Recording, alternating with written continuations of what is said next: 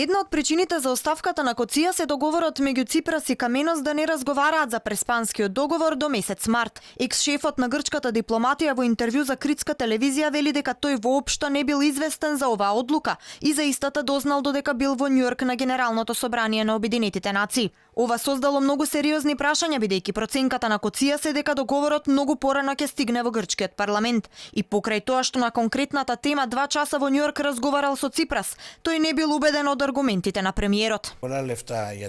Ова со март не можам да го објаснам. Не бев присутен, не ме прашаа, не знам. Можете мене да ми објасните што значи ова? Кога договорот вели дека треба фиромјаните да завршат до декември, а како што се чини по гласањето минатиот петок вечерта веројатно е да завршат до крајот на декември, ние точно што ќе направиме? Нема да го спроведеме договорот кој што вели веднаш по уставната промена во ПРМ треба да следи ратификација од нас. Ќе го оставиме 3-4 месеци.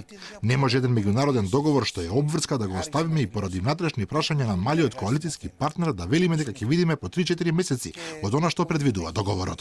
Коцијас во интервјуто објаснува и дека подолго време постоеле несогласувања за тоа кој ја води надворешната политика во земјата, а владината седница на 16 октомври била последната капка за преливање на чашата. Не бил известен дека на агендата ќе биде патувањето на министерот за одбрана во САД, како што и не знаел дека ден претходно Каменос се сретнал со Ципрас. Коцијас го открива и ставот на Каменос во САД. Министерот за одбрана во Америка презентирал дека договорот бил иницијатива на Коцијас која никој не ја знае и кажувал дека никогаш нема да се имплементира договорот. Исто така Каменос лажал дека за преспанскиот договор не бил запознаен Министерскиот совет во Грција, иако биле одржани 4 владини седници. Во меѓувреме медиумите во Грција веќе пишуваат дека има голема криза во владата на Ципрас и дека премиерот се подготвува за влада без Каменос. Дел од пратениците на Анел и покрај противењето на нивниот лидер Каменос се очекува да застанат на страната на Ципрас. Владата на Сириза доколку има потреба ќе ја поддржат и пратеници на Потами и покрај различните ставови на нивната партија.